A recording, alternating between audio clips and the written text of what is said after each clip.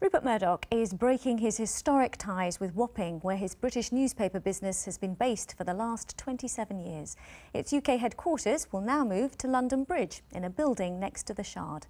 The East End site became synonymous with the dispute between the media mogul and the print unions in the 80s. Now, a new chapter of London's relationship with Rupert Murdoch begins, as Tara Welsh reports. A new home. But does this mean a new start for Rupert Murdoch and his papers? His relationship really started with London in 1969 when he took over the News of the World. By the 80s, he had bought the Times. I think this is the time for a new phase and a new beginning, and I really believe that I can get that through to the workforce. His empire was getting bigger and growing out of Fleet Street.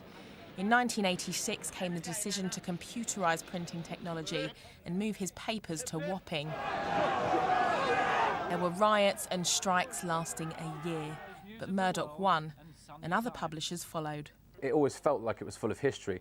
You've obviously had the scenes of riots, and it was called Fortress Wapping because it was so heavily fortified, and it always felt a bit like you were part of a sort of a company fighting the outside world in a way, I suppose. 2 years ago, the phone hacking scandal ended life as anyone knew it in Wapping, when the News of the World closed.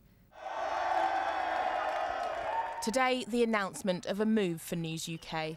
All of its London operations will be based in this building, and News UK says it's all about bringing them closer together.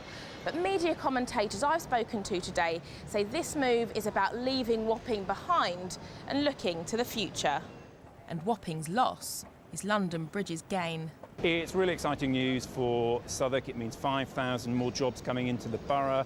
The business rates that come from a building such as the place being occupied, and all the potential opportunities for other businesses moving into this part of London as well. So good news today, and who knows what's next in News UK's ever-developing story. Tara Welsh, BBC London News. Still to come this evening.